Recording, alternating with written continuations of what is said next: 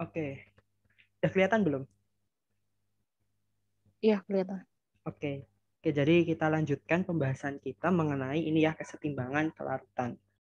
Di mana di sini sebelum kita mempelajari lebih lanjut itu tentang ya kelarutannya itu sendiri. Nah, kita di sini mau coba cari dulu kenapa sih kita itu harus mempelajari tentang kelarutan ini gitu. Nah, jadi tuh ya contoh gampangnya ini ya, apa namanya kan kita itu di dalam gigi itu kan ada yang namanya itu enamel.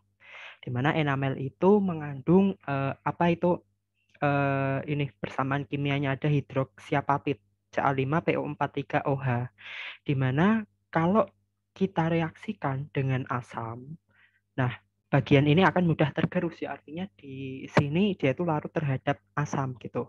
Nah kalau larut terhadap asam maka akan terjadi kerusakan gitu dalam enamelnya. Nah makanya di sini itu dalam pasta gigi ya dikasih apa ion fluorida F-, di mana di sini ion F- akan menggantikan ya gugus OH pada hidroksiapatit sehingga mencegah gitu ya istilahnya enamel itu akan terlarut lebih banyak lagi gitu. Jadi kayak bisa mencegah untuk gigi berlubang kalau apa namanya di pasta gigi gitu. Oke, mungkin next saja. Oke, jadi sebenarnya itu kesetimbangan kelarutan. Nanti kita itu juga akan membahas tentang garam atau padatan. Di mana garam atau padatannya ini itu dia itu uh, larut apa namanya larut sebagian. Jadi ya ionisasinya itu tidak berlangsung secara sempurna atau dengan kata lain nanti dalam reaksi kimianya itu tanda panahnya itu seperti ini. Ya, dilambangkan seperti ini gitu. Nah, di mana nanti dalam apa namanya membahas itu untuk zat pelarutnya bisa berupa air murni, bisa berupa asam, ataupun juga bisa berupa basa ya. Nanti tergantung dalam soalnya itu mau diminta apa gitu. Oke, jadi contohnya di sini ada disosiasi padatan ya atau pelarutan padatan di dalam air. Contohnya ini garam CaF2. Di mana garam ini itu dia hanya larut sebagian ya, makanya di sini ada tanda ini ya panah bolak-balik. Ya kalau kita ionisasi kan biasa ya Ca2+ ditambah 2F- gitu. Nah, terus di sini kelarutan itu didefinisikan sebagai jumlah garam yang terlarut dalam kondisi kesetimbangan ya. Atau ya dengan kata lain kita itu bisa menyebutkan bahwa kelarutan itu adalah jumlah maksimum garam yang dapat dilarutkan dalam suatu pelarut tanpa menimbulkan adanya suatu endapan gitu. Dimana ya sama seperti pembahasan waktu itu ya apa eh, itu ya apa namanya itu sifat koligatif ya kemarin itu ya sama itu sebenarnya kelarutan gitu. Nah di sini satuannya adalah molar atau gram per 100 mili larutan ya. Kalau perhitungan kita pakainya molar ya satuan yang universal gitu buat ngerjain. Nah, terus dalam kelarutan ini kita juga mempunyai suatu properti baru yaitu namanya hasil kali kelarutan. Sebenarnya dia itu hanya berupa hukum kesetimbangan saja gitu untuk reaksi pelarutan. Nah, jadi kan kalau reaksinya seperti ini, nilai K, Kc ya kalau waktu kita membahas tentang apa namanya itu ini kesetimbangan kemarin ya. Berarti kan yang atas kan miliknya si ini kan produk Ca2+, ini F- pangkat 2 gitu. Nah, sedangkan di sini untuk penyebutnya yang bawah itu adalah miliknya si reaktan. Nah, ternyata di sini reaktannya berupa solid. Ya, aturan dalam ini ya, apa namanya itu kesetimbangan itu kalau solid itu tidak dimasukkan dalam hukum kesetimbangannya. Ya udah maka hukum apa hukumnya itu untuk kelarutan ya seperti ini. Gitu. Atau kita cuma tinggal nyebutin produknya doang gitu. Ya karena ini ya reaktannya itu berupa solid dan solid kita tidak masukkan gitu.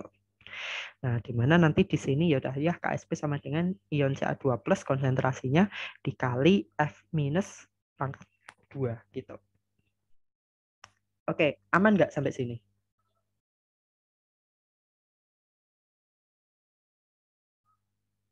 Halo?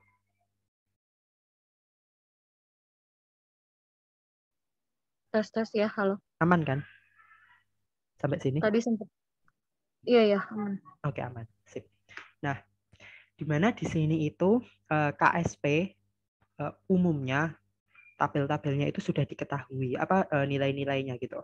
Di mana di sini biasanya itu pada nilai 25 derajat Celcius gitu. Karena kita tahu bahwa konstanta kesetimbangan itu nilainya itu berbeda untuk setiap jenis suhu.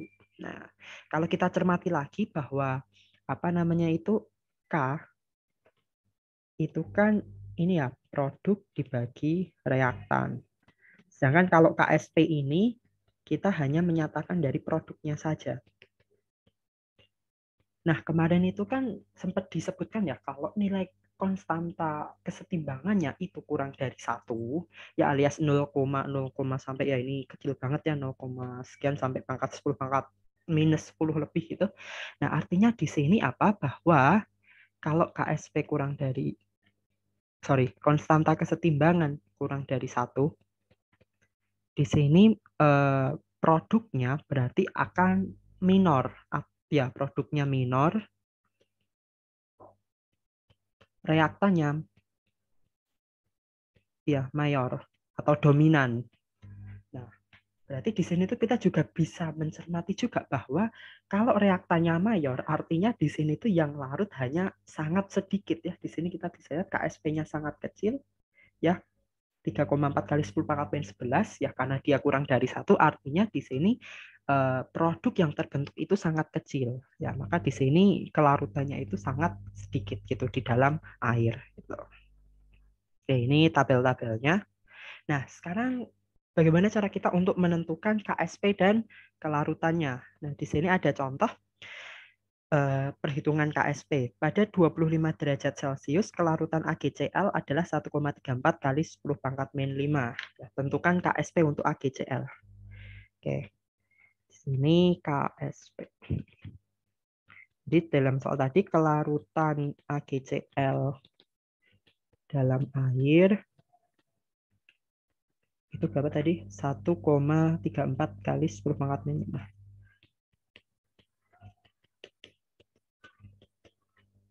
Nah, tentukan nilai KSP-nya. Yaudah, berarti kita tuliskan dulu reaksi pelarutan AgCl. Ya, AgCl kita larutkan menjadi Ag plus ditambah Cl-. Nah, kalau kita membahas tentang kesetimbangan, berarti kita harus pakai MRS. Nah, MRS. Dimana di sini untuk AgCl, mula-mula kan kita nggak tahu ya. Kita tulis aja Na gitu. Sebenarnya untuk yang AgCl ini kan kita juga tidak memerlukannya ya dalam perhitungan. Nah, di mana di sini larut dalam air sebanyak ini, berarti dia bereaksinya 1,34 kali 10 pangkat min 5. Ini N per A juga karena awalnya kan kita nggak tahu berapa gitu. Tetapi di sini karena ini Ag plus sama Cl minus mula-mula itu belum ada ya. Berarti di sini reaksinya akan menambah 1,34 kali 10 pangkat min 5. Sedangkan di sini juga akan tambah 1,34 kali 10 pangkat min 5. Ya udah, berarti bawahnya di sini 1,34 kali 10 pangkat min 5. Ini juga 1,34 kali 10 pangkat min 5. Ya udah, KSP berarti kita cuma ambil yang produknya doang. Ag plus dikali Cl minus.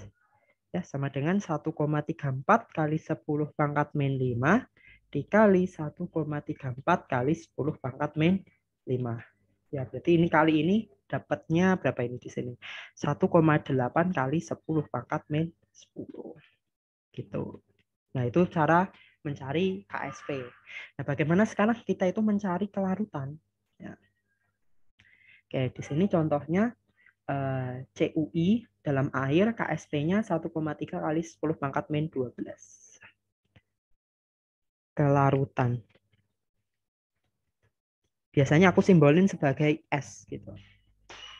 Nah, tadi CUI KSP CUI berapa tadi? 1,3 dikali 10 pangkat min 12. Nah, tentukan nilai kelarutan atau berapa jumlah yang bereaksi itu. Kelarutan itu ya tadi definisinya berapa jumlah yang bereaksi. Berarti di sini sama juga kita buat dulu persamaannya. CUI menjadi CU2 plus CU plus ditambah I minus. MRS mula-mula nggak tahu, N per A ini masih kosong. Nah, di mana di sini yang bereaksi sejumlah S ini bertambah S. Ini akhirnya juga nggak tahu berapa. Ini S, ini S. Nah, kalau kita cermati, KSP sama dengan CU plus I minus. Nah, di sini KSP nilainya 1,3 kali 10 pangkat min 12. Sama dengan S dikali S atau S kuadrat ya. Yaudah, berarti nanti kalau mau cari S tinggal diakarin aja. 1,3 dikali 10 pangkat min 12. Nah, dimana di sini dapatnya 1,1 kali 10 pangkat minus 6 molar. Nah, gitu. Oke, sampai sini aman nggak? Ya. Aman ya, Aman. sip. Oke. Nah, berikutnya di sini mengenai kelarutan relatif. Nah, ternyata di sini itu kita itu bisa membandingkan istilahnya gitu. Kalau ada beberapa garam dengan jumlah ion yang sama gitu. Maksudnya jumlah ion yang sama gimana? Nah, di sini kalau kita cermati AgI itu kan kalau diionisasi jadi Ag plus ditambah I minus, ya kan? Nah, di sini ionisasi akan menghasilkan 2 ion. Kemudian ada CuI. Tadi ya, Cu plus ditambah I minus. Ionisasi menghasilkan 2 ion. Ada CaSO4 menjadi Ca2 plus ditambah SO4 2 minus. Ya, di sini juga menghasilkan 2 ion. Nah, untuk padatan yang menghasilkan jumlah ion yang sama, kita bisa membandingkan kelarutannya dengan nilai KSP-nya. Gitu. Nah, di sini kalau kita lihat KSP yang paling besar itu CaSO4 dan yang paling kecil adalah miliknya AgI. Nah, berarti di sini kita bisa simpulkan ya karena jumlah ionnya itu sudah sama, artinya dari ketiga garam ini yang paling sukar larut itu berarti AgI karena kelarutannya sangat kecil. Ya, berarti dia cuma bisa larut sangat kecil sebagian doang gitu ya. Di sini AgI yang kelarutannya kecil. Kelarutan kecil atau mudah mengendap. Nah, sedangkan kebalikannya untuk CaSO4, KSP-nya kan dia itu besar ya, paling besar, maka di sini dia itu kelarutannya paling besar atau yang paling sulit mengendap gitu.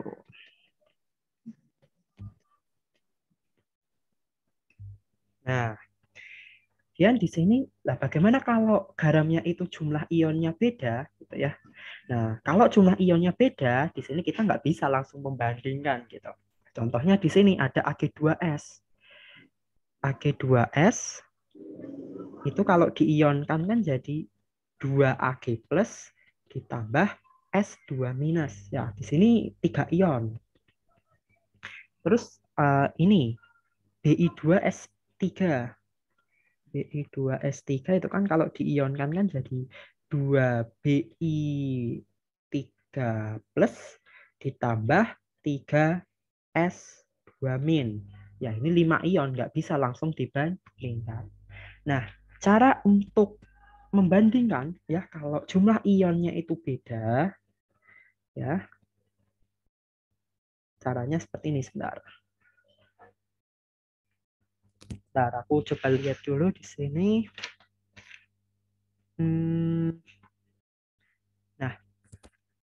kita bisa pakai rumus sebenarnya ya buat nentuin apa namanya itu hubungan antara S sama KSP-nya. Hubungan kelarutan S dan hasil kali kelarutan KSP. Nah, dimana kalau ada dua ion tadi ya, kalau diionisasi menghasilkan dua, maka KSP itu sama dengan ya S kuadrat. KSP sama dengan S kuadrat atau dengan kata lain S sama dengan akar KSP. Kalau menghasilkan 3 ion, maka KSP itu sama dengan 4S pangkat 3. Nah, dengan kata lain, S itu sama dengan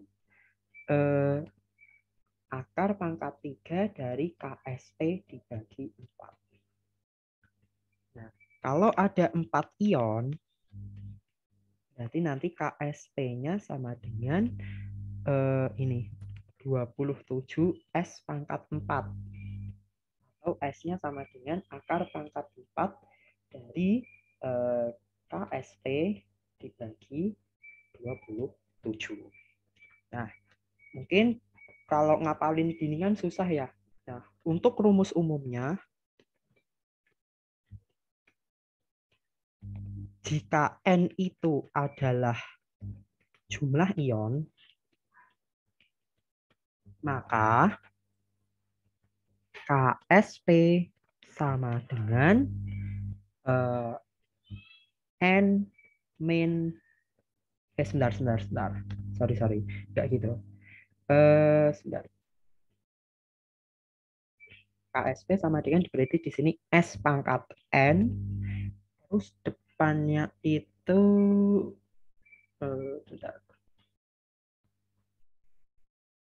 N-1 pangkat N-1 kalau nggak salah. Ya. N-1 pangkat di sini berarti N-1 S pangkat N. Ya, gitu. Ya kan kalau contohnya di sini kan kalau 4 ion ya berarti kan N-nya 4. Nah, 4 dikurangi 1 kan 3. 3 dikurangi 3 dipangkatkan 4 kurangi 1, 3 pangkat 3 ya 27. S pangkat 4 gitu. Nah, sederhananya seperti itu. Berarti di sini kalau misal ada 5 ion, ya udah berarti nanti KSP-nya sama dengan 64 ya. Bukan 64. 4 pangkat 4 S pangkat 5 atau 4 pangkat 4 itu berarti 4 kuadrat dikuadratkan ya. Berarti 256 S pangkat 5 gitu. Ya tapi umumnya cuma sampai 4 ya, kalau 5 itu udah kebanyakan gitu. Kayak gitu. Itu untuk hubungan KSP dan kelarutan. Nah, sekarang ada contoh soal konsep. Mana di sini ada Ba3PO42. Nah, di apa namanya? Untuk persamaan ionisasinya seperti ini ya. 3Ba2+ ditambah 2PO4 3-. KSP-nya dinyatakan sebagai persamaan berikut. Ya berarti di sini 5 ion ya contohnya. Ini kan 3, ini 2 gitu. Nah, pertanyaannya mengapa Ba3PO42 yang ini kiri ini reaktan tidak dimasukkan ke dalam persamaan? Nah, udah jawabannya tadi ya, karena dia itu fasanya solid gitu. Karena fasa solid tidak masuk ke dalam perhitungan, tidak masuk dalam perhitungan hukum kesetimbangan gitu.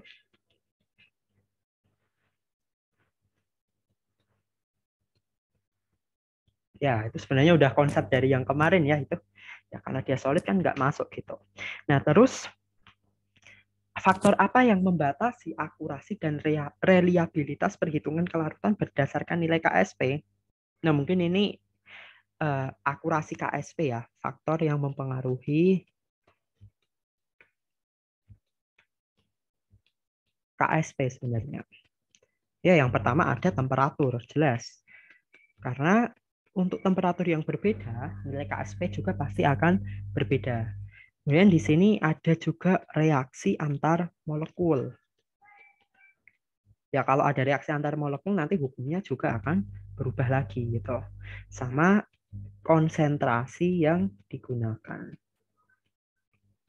Ya, karena pada dasarnya kalau kita ngitung KSP itu kan berdasarkan konsentrasi. Gitu. Nah, oke, soal yang berikutnya. Mengapa kita tidak menggunakan nilai KSP untuk garam yang larut seperti NaCl?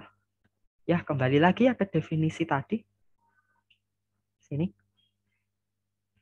Kita itu hanya berbicara tentang garam atau padatan yang larut sebagian atau tidak larut sepenuhnya. Nah, sedangkan di sini NaCl, seperti yang kita tahu NaCl itu dia itu garam larut sempurna. Nah, berarti kalau garam larut sempurna itu nggak punya nilai KSP atau bagaimana? Ya, sebenarnya untuk garam yang larut sempurna dia itu punya nilai KSP. Cuma nilai KSP-nya itu sangat besar. Nah, kemudian aku cari-cari gitu nilai KSP untuk NaCl itu nilainya sekitar 8, berapa gitu. Nah, padahal kalau kita balikkan lagi ke datanya ini tadi ya, kalau kita bandingkan ya nilainya kan ini sangat kecil gitu ya. Udah ordernya pangkat apa? Ordernya -12, -10 gitu. Sedangkan ini tuh ordernya 0 gitu. Besar banget berarti di sini. Nah, makanya di sini untuk garam-garam yang larut sempurna kita tidak nyatakan nilai KSP-nya. Ya, tadi karena sudah tentu nilainya sangat besar gitu. Oke, sampai sini dulu aman nggak?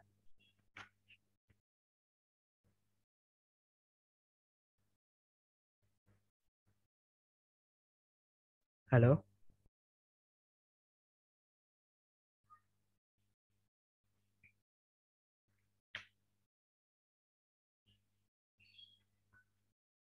Tes aman kan? Cek cek.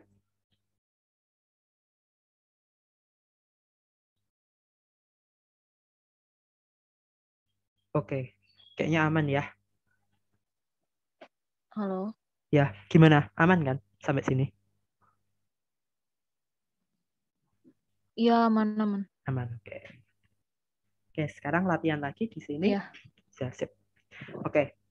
Seorang mahasiswa menyiapkan larutan jenuh CaCrO4 dan menemukan bahwa ketika 78 mili larutan diuapkan, sebanyak 0,325 gram CaCrO4 tertinggal. Nah, kita diminta untuk menghitung berapa nilai KSP untuk garam ini. Gitu. Kenapa tuh tidur? CaCrO4. Nah, di mana tadi ada sebanyak 0,325 gram dalam 78 mili. Nah, di sini kalau kita cari tahu MR dari CaCrO4 itu sekitar 156. Kita diminta mencari KSP-nya berapa. Oke, KSP kan dalam perhitungannya kita itu memerlukan yang namanya itu ini ya konsentrasi dalam satuan molar. Nah, sedangkan di sini tuh masih dalam bukan molar gitu ya. Berarti kita harus menjadikan konsentrasi ini sebagai molar gitu. Sudah molar itu kan sama dengan mol zat terlarut dibagi volume dalam liter. Mol zat terlarut itu kan didapat dari massa zat terlarut dalam gram dibagi mr, nah, dikali 1000 dibagi volume dalam satuan mililiter. Ya, rumus molar itu bisa yang kiri, bisa yang kanan. Nah, tapi lebih enak yang kanan karena di sini kita tidak lagi merubah satuan. Oke, masanya 0,325. MR-nya 156. Di sini 1000, volumenya 78. Ya, tinggal dihitung dapatnya nanti 0,0267 molar.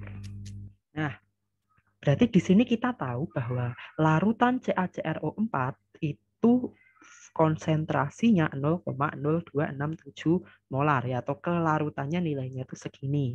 Nah, sekarang kita diminta untuk cari KSP-nya. Berarti kita harus ionisasi dulu CaCrO4. Oke, kalau diionisasikan jadi Ca2 plus ditambah CrO4 2 minus. Ya. MRS lagi. Mula-mula nggak tahu. Ya, yang bereaksinya itu 0,0267. Ini plus 0,0267. Ini plus 0,0267. Di akhir kita nggak tahu berapa. Plus, ya nggak usah plus ya. 0,0267, 0,0267. Oke, KSP sama dengan konsentrasi Ca2 plus dikali konsentrasi CrO4 2 minus sama dengan, ya karena kiri sama kanan sama, jadi 0,0267 kuadrat. Berarti kita nanti beroleh nilai KSP-nya 7,134 kali 10 pangkat minus 4. Gitu. Oke, itu untuk KSP dari CaCrO4. Nah, berikutnya kita akan membahas mengenai ini, efek dari ion senama. Nah, tadi kan ini kan, di awal kan kita bisa bilang kalau dalam perhitungan kelarutan sama KSP ini, zat pelarutnya bisa dalam air, asam, basa. Ya, atau zat lainnya, tergantung soalnya gimana mintanya. Nah, tadi sejauh ini kita mempelajari tentang bagaimana kalau zatnya itu direaksikan ke dalam air. Nah, sekarang kita akan mencoba untuk melarutkan zat tersebut dalam suatu pelarut yang berbeda, di mana pelarutnya ini memiliki ion, ada ion sejenis dengan zat terlarutnya. Nah, contohnya di sini. Ada CaF2. CaF2. Nah, di sini kan kalau diionisasi Ca2 plus ditambah 2F minus ya. Berarti di sini ada 3 ion. Nah, dia dilarutkan ke dalam Kf 0,1 molar. Nah, kalau kita tahu Kf itu ada K plus ditambah F minus. Nah, ini ion F minus. Di sini ada, di sini ada. Nah, inilah yang dinamakan ion senama atau ion sejenis gitu. Di mana Kf ini berperan sebagai zat pelarut dan CaF2 ini berperan sebagai zat terlarut. Ya, udah diketahui di soal ya gitu. Nah, bagaimana kalau kita tadi melarutkan garam ini ke dalam ini gitu? Ya pasti ada efeknya. Gimana efeknya? Nah, kita lihat di sini ada persamaan kesetimbangannya ya. Tadi ionisasinya CaF2 menjadi Ca2 plus ditambah 2F minus. Nah, kembali lagi ke hukum apa? Kesetimbangan ya, apa namanya itu? Efek Le Chatelier gitu ya. Di mana pelarutnya ya ternyata itu mengandung ion F-. Jadi artinya di sini kita itu seolah-olah menambahkan sejumlah F- ke dalam sistem. Ya, sama seperti kemarin ya, analogi kita naik angkot gitu. Kalau ada zat yang ditambahkan, maka nanti kesetimbangan akan bergeser gitu. Nah, artinya di sini apa? Karena di sini sebelah kanan ditambahkan F-, ya berarti nanti kesetimbangan akan bergeser ke kiri ya, equilibrium shifts left gitu. Nah, akibat yang lain juga dari penambahan adanya efek ion senama ini adalah penurunan kelarutan. Jadi nanti S CaF2 di air akan lebih besar dari S CaF2 di Kf. Ya, nilai S-nya untuk Kf akan lebih kecil ya, karena tadi kemasukan F minus dari Kf-nya tadi gitu. Nah, oke. Jadi atau dengan kata lain, kalau kita melarutkan zat dalam suatu pelarut dengan ion senama, maka nanti dia itu akan lebih cepat mengendap gitu. Ya, cepat mengendap. Ya, kata kuncinya itu. Dia akan cepat mengendap atau nilai S akan semakin kecil. Gitu. Ya, kata kuncinya dua ini. Nah, oke, mungkin buat contohnya kita langsung ngerjain ya di sini. Ya, Ag2CrO4. KSP-nya segini, dalam air AgNO3-nya 0,1 molar. Oke. Efek ion senama. Ag2CrO4. KSP-nya 1,1 kali 10 pangkat min 12 dilarutkan dalam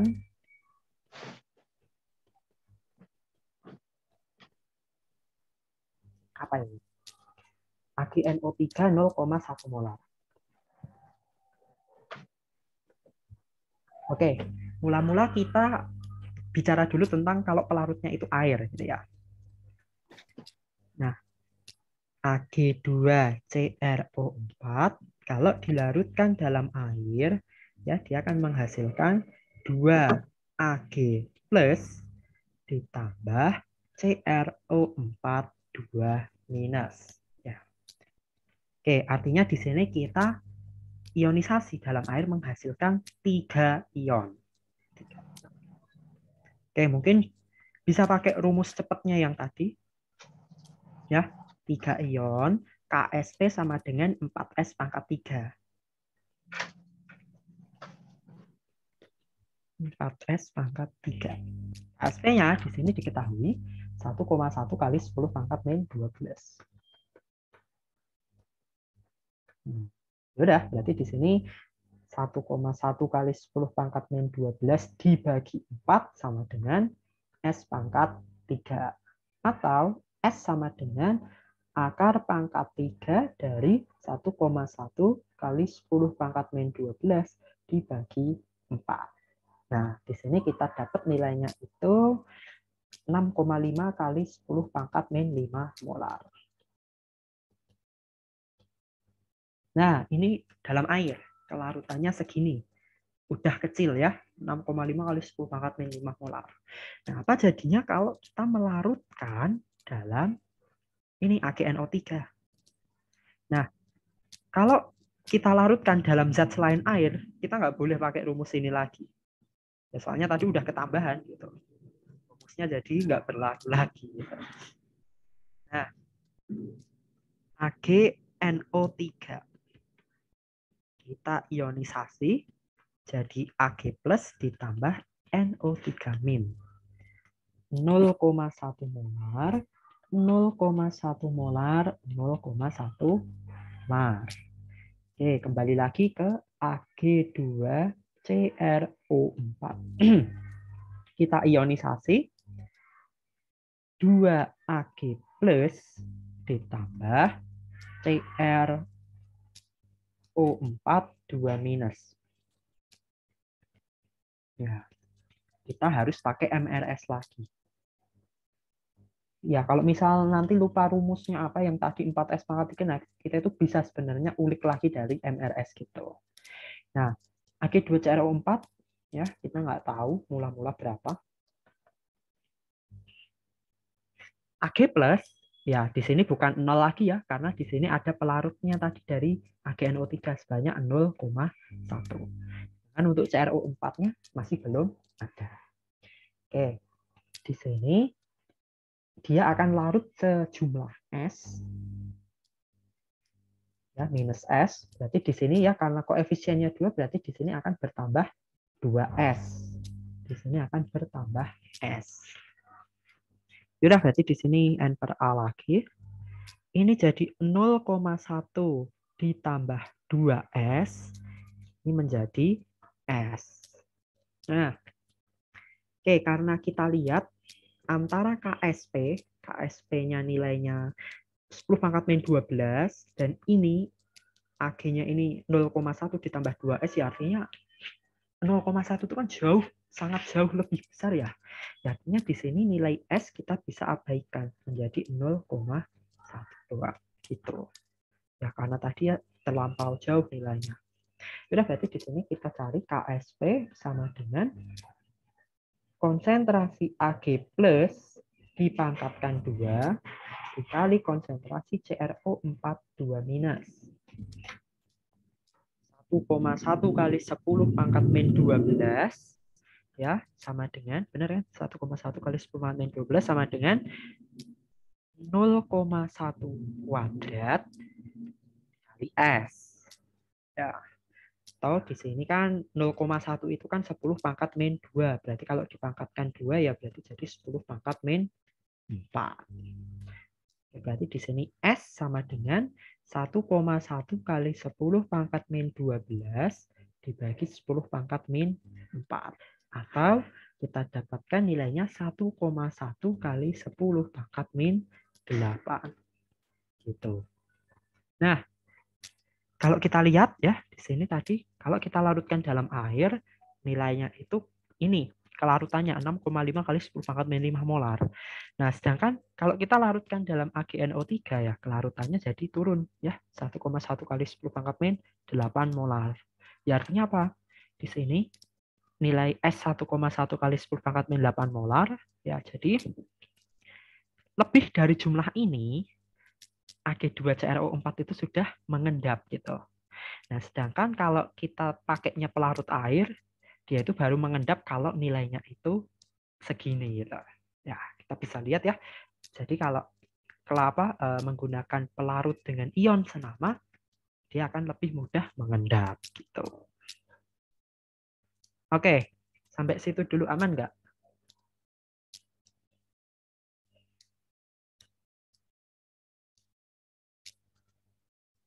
Sorry, ada kesalahan di sini.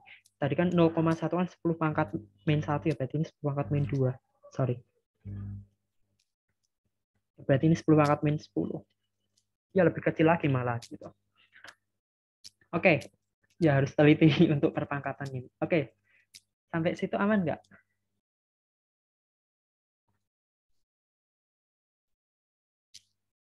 Halo?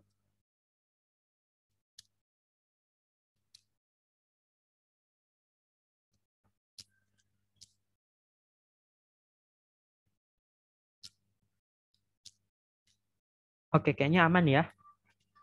Sudah, aku lanjutin lagi.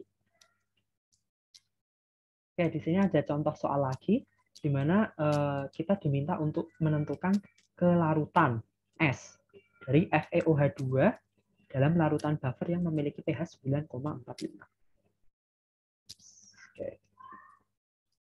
FeOH2 ya, dalam pelarut buffer pH 9,45,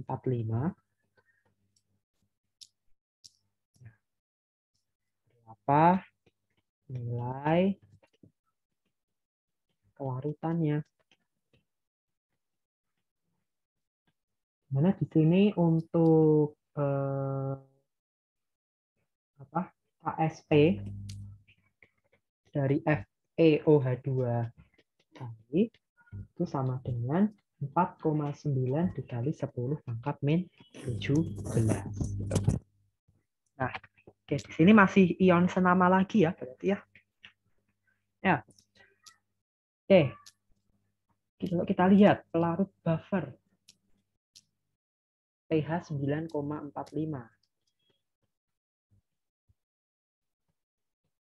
Artinya di sini apa? POH itu sama dengan 14 dikurangi 9,45.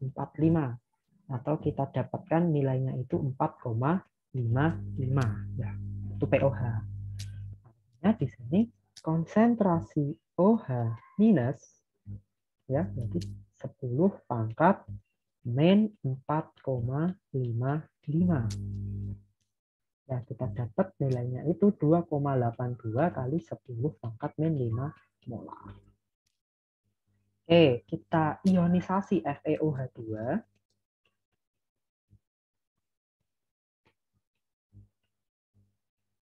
Ya, menjadi Fe2 plus ditambah 2 OH-. Kita pakai MRS lagi.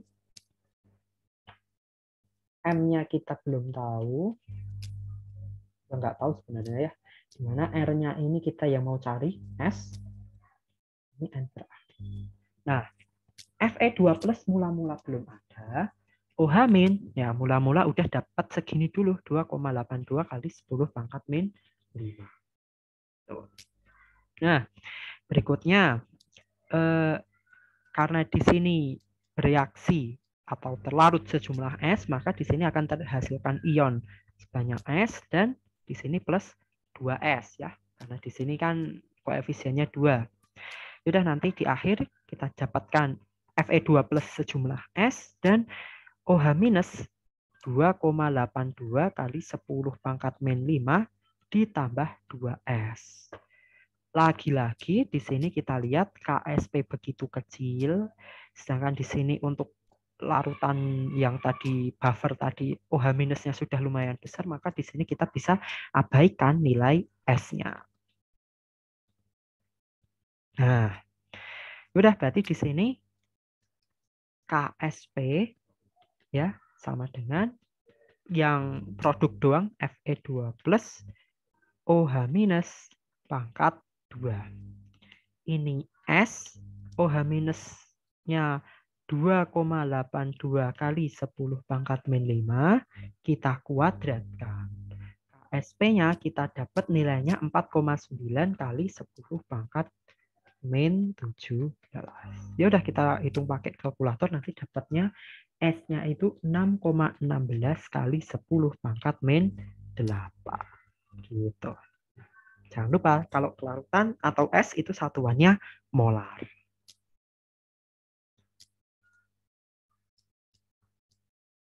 Oke, sampai sini dulu kira-kira gimana dari Iren? Halo?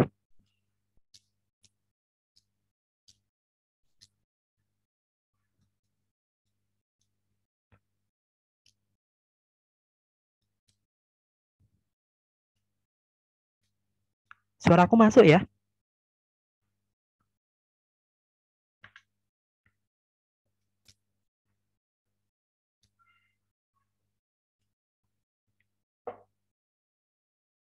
Oke, yaudah mungkin aku lanjutin lagi ya.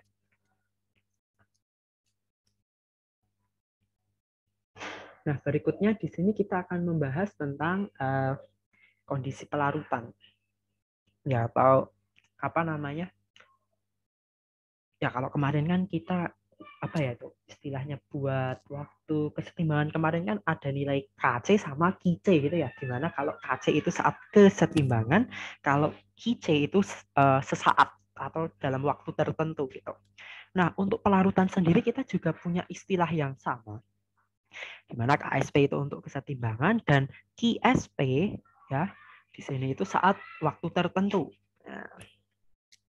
Nah, di sini kalau kita punya QSP kurang dari KSP,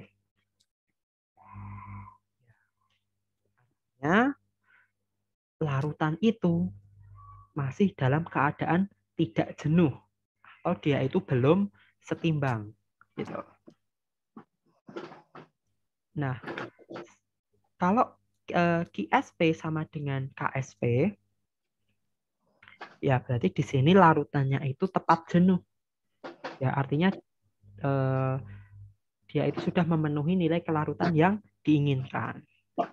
Nah, sedangkan kalau QSP itu jauh lebih besar dari KSP, ya bukan jauh lebih besar, maksudnya sedikit aja itu lebih besar, artinya nanti larutan itu bisa dikatakan lewat jenuh.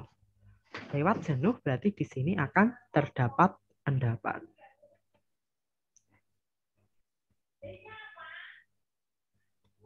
Nah, gitu. Oke. Nah, mungkin di sini kita bisa coba ya contoh soalnya. Nah, apakah akan diperoleh endapan dari PBI 2 dengan KSP sekian jika 100 mili PbNO3 dua kali segini dicampur dengan 200 ml NaI 0,1 molar. Bila mengendap, berapa kelarutan PBI 2? Oke, aku pindah di sini ya.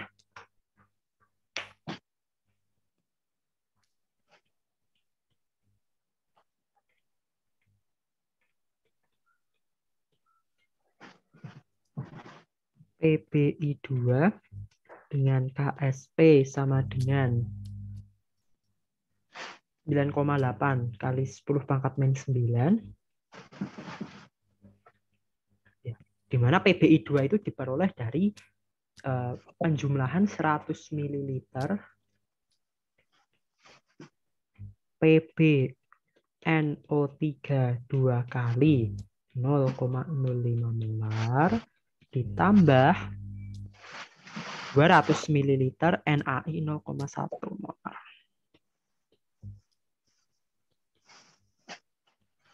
Ya. Bila mengendap berapa kelarutannya gitu ya. Oke. Nah, berarti di sini kita cari dulu mol PbNO3-nya.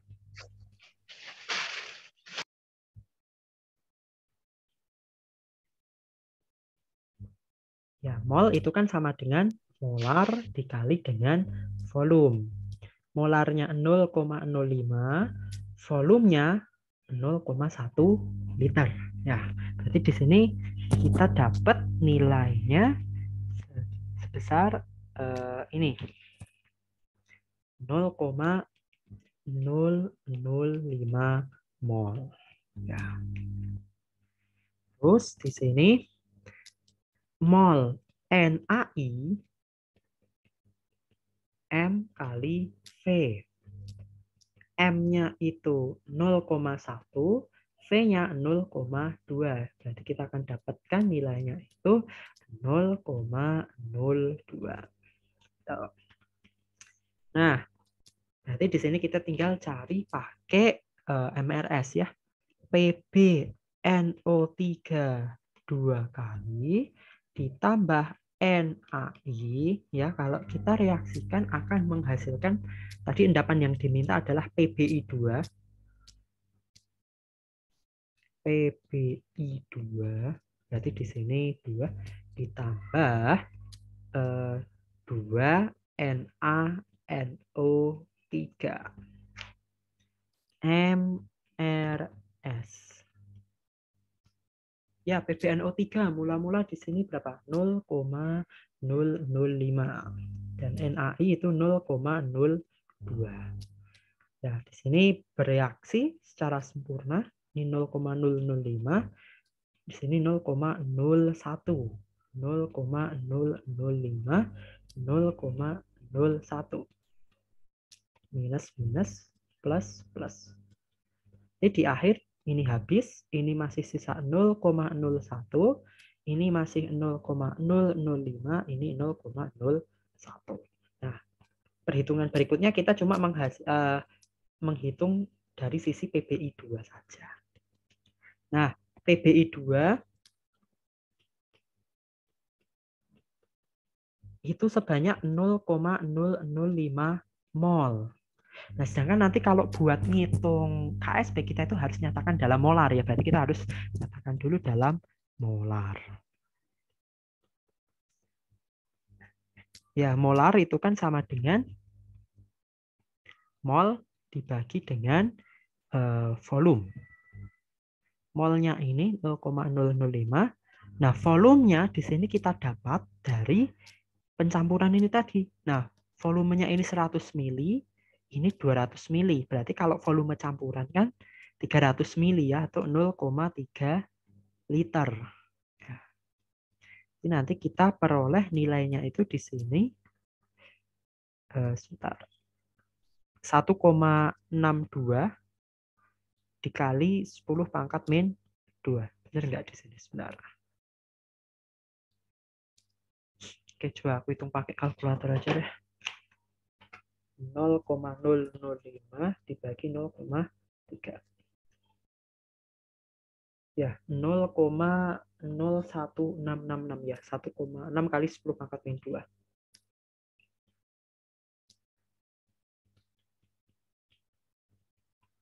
Nah, ini untuk PBI 2. Nah, berikutnya kita akan ionisasi PBI 2. PB2 plus ditambah I2 minus. Kita pakai MRS lagi. Dimana di sini yang bereaksi itu sebanyak 1,666 kali 10 pangkat min 2. Ya, berarti nanti di sini juga akan bertambah 1,666 kali 10 pangkat min 2. Sedangkan di sini untuk 2I minus ya berarti di sini 2 kali lipatnya. Ya, atau sekitar 3,333 kali 10 pangkat min 2. Sama nggak kayak di sini? Oh, kok beda? Sebentar. 200 mili dikali 100. Oh, oke. Nah, di sini kita lihat lagi ya bahwa ada NaI. Ya, jangan lupa. NaI itu masih sisa. Di mana di sini ada ion senama, I-. Nah, oke, berarti di sini bentar. 2 NaI ya itu kan kalau diionisasikan menjadi 2 Na plus ditambah 2I minus ya. Kalau di sini 0,01 ya berarti di sini ya juga jadi 0,01, ini jadi 0,01 ya berarti di sini tuh mula-mula udah ada dulu 0,01 molar. Gitu. Oke, benar nggak sih? Sebentar.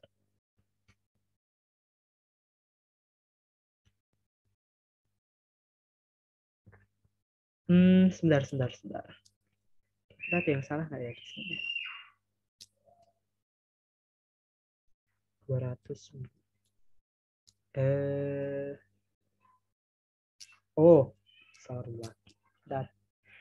Ini itu masih dalam mol ya, sedangkan kita minta dalam satuan ini ya, molar. Ini masih mol. Nah, berarti nanti ya di sini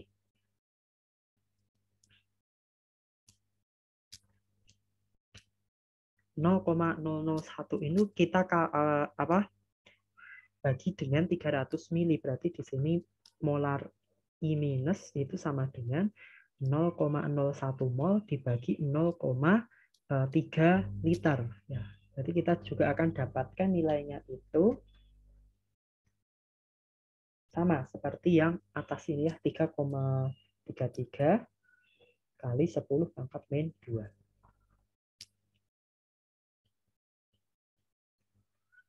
Ya, di sini kita akan dapatkan nilainya ini untuk yang ini ya, yang bawah 1,66 kali 10 pangkat min 2. Sedangkan di sini 6,667 kali 10 pangkat min 2. Nah, ya udah berarti di sini nilai apa namanya itu QSP itu sama dengan PB2 plus di sini I minus dikuadratkan. Ya. Kan karena di sini koefisiennya itu 2 gitu. Oke, udah berarti di sini PB2 plus tadi kita peroleh 1,66 kali 10 pangkat min 2. Sedangkan untuk I2 minusnya I minusnya di sini kita dapat nilai 6,6667 kali 10 pangkat min 2. Jangan lupa dikuadratkan. Karena nanti QSP kita akan peroleh nilainya itu 7,43 kali 10 pangkat min 5. Nah, ternyata di sini QSP nilainya 7,43 kali 10 pangkat min 5. Sedangkan di sini KSP ya saat kesetimbangan nilainya itu 9,8 kali 10 pangkat min 9. Nah, artinya kalau QSP lebih besar dari KSP, ya larutan itu sudah lewat jenuh atau akan ada endapan. Nah, artinya di sini akan ada endapan PbI2 gitu. Oke. Sampai sini aman nggak dari ini? Aman, Ki. Aman, oke. Oke, kita lanjut lagi. Oke, kelarutan pada kesetimbangan. Ya, jadi tadi ya, setelah terbentuk endapan PbI2, sebagian kecil akan terlarut kembali berkesetimbangan dengan Pb2+. Ya. Oke, dimana di sini jadi setelah ada yang mengendap itu masih ada sebenarnya sebagian kecil itu akan larut kembali gitu. Nah, dimana di sini dicontohkan untuk menentukan Pb2+ pada kesetimbangan harus dihitung dulu banyaknya zat yang tersisa setelah proses pengendapan. Nah, tadi kan untuk PbI2, di sini ada Pb2+ ditambah 2I- menjadi PbI2. Nah, di mana tadi mula-mula Pb2+-nya tadi kan sebanyak ini ya, 0,005 mol. Sama nggak seperti ini? Iya, 5 milimol. Ya. Oke. Bentar. Ya, 5 milimol ya Pp-nya. Sedangkan di sini I-nya ada 20 milimol. Ya, kalau bereaksi kembali nanti ya di akhir ini Pb2+-nya habis, I-nya masih ada 10 milimol gitu. Nah, kemudian di sini PbI2 tadi ya karena I-nya 3,3 kali 10 pangkat min 2 molar ya. Bentar.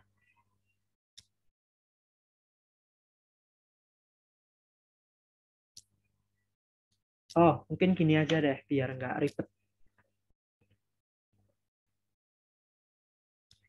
Nah, nilai QSP itu kan 7,43 kali 10 pangkat min 5 molar. Nah, sedangkan di sini kita itu diminta untuk mencari nilainya itu saat terjadi kesetimbangan gitu. Nah, ya tadi kan karena QSP-nya lebih besar dari KSP dia itu mengendap. Nah, sekarang kita itu diminta untuk mencari bagaimana berapa itu kelarutan PbI2 kalau dia itu setimbang gitu ya istilahnya. Bentar. Nah, jadi di sini kasusnya yang terjadi adalah kita melarutkan PbI2 dalam berapa ini?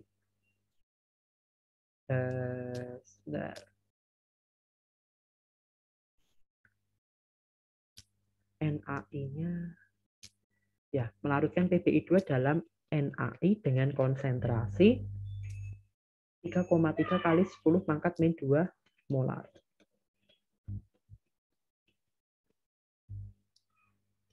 Nah, yaudah berarti di sini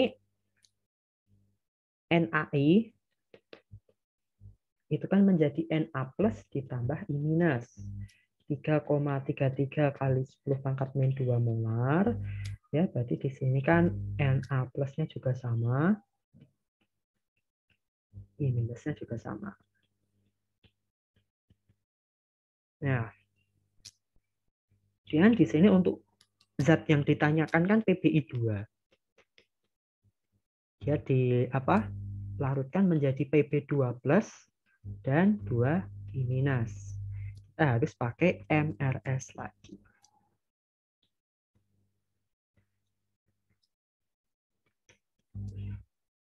Nah, di mana di sini I-nya ini udah dibantu dulu dari sini ya, mula-mula. Gitu. Ini masih belum ada gitu ya, anggap aja. Ya, gitu. Nah, ya berarti di sini akan minus S plus 2S.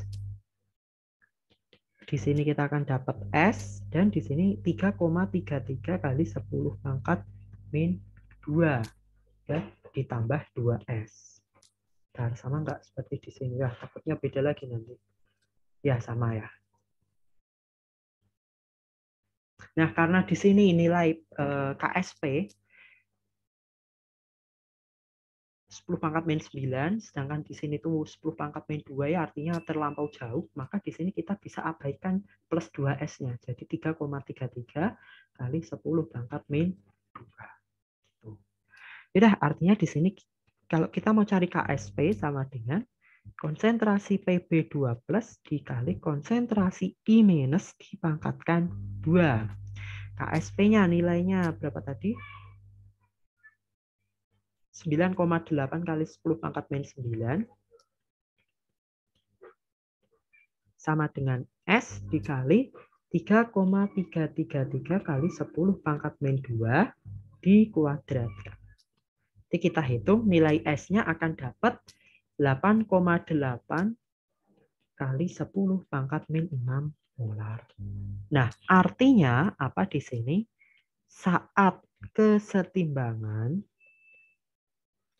konsentrasi Pb2 plus itu harusnya 8,8 kali 10 pangkat min 6 molar, dan untuk I minusnya konsentrasinya di sini saat setimbang ya 3,33 kali 10 pangkat min 2 molar. Nah, ini saat setimbang itu nilainya segini. Sedangkan tadi waktu kita belum cari nilai kesetimbangan, ya nilainya lebih ya. Ini 6,666 kali 10 pangkat min 2, dan ini 1,66 kali 10 pangkat min 2. Artinya karena dia terlampaui, ya dia akan mengendap. Gitu. Oke, nah jadi pada dasarnya untuk KSP kita hitung persis apa yang diminta dalam kejadian. Ya, kan nanti kita bisa membandingkan antara KSP itu dia lebih besar atau lebih kecil gitu. Nah, sekarang kalau misal kita nyatakan dalam kesetimbangan atau kita itu menghitung saat setimbang, berarti di sini kita ubah kasusnya ya. Kalau di sini tadi ada NaI ya. Untuk di sini kan NaI-nya masih sisa 0,01 mol dalam volume 300 mili, atau di sini 3,33 kali 10 pangkat min 2 molar gitu. Nah, jadi nanti kasusnya berapa nilai kelarutan PbI2 dalam larutan NaI sebanyak molar ini. Gitu. Dan nanti kita dapatkan nilainya itu begini.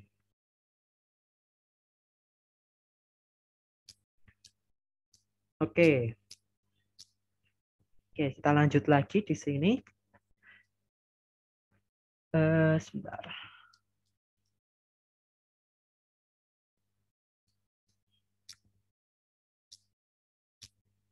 Ya, mungkin kita lanjut langsung aja ke bagian sini. Ya, sebenarnya itu nanti sama. Nah, sekarang kita akan mencari bagaimana pengaruh pH itu pada kelarutan. Ya, contohnya di sini bagaimana efek penambahan asam atau basa pada kelarutan MgOH2. Nah, MgOH2 ini berbentuk padatan, dia juga sulit untuk larut atau sebagian larut. Nah, di mana kalau kita ionisasi menjadi Mg2 plus ditambah 2OH minus. Nah, kalau kita tambahkan dengan asam atau kita larutkan MgOH2 ini ke dalam asam,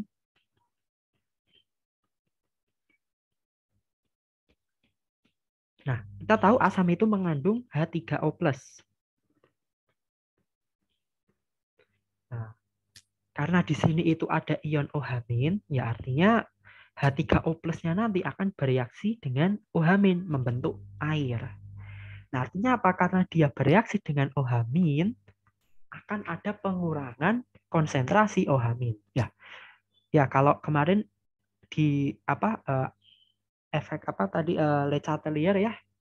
Kalau ada zat yang dikurangi ya, kalau naik angkot analoginya ya, kalau di sebelah sini turun berarti kita akan bergeser ke kanan.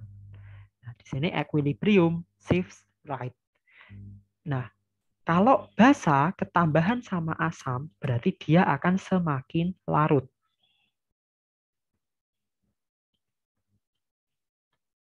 Nah, dia akan semakin larut. Sedangkan kalau kita larutkan MgOH2 itu dalam basa, ya basa itu mengandung OH-.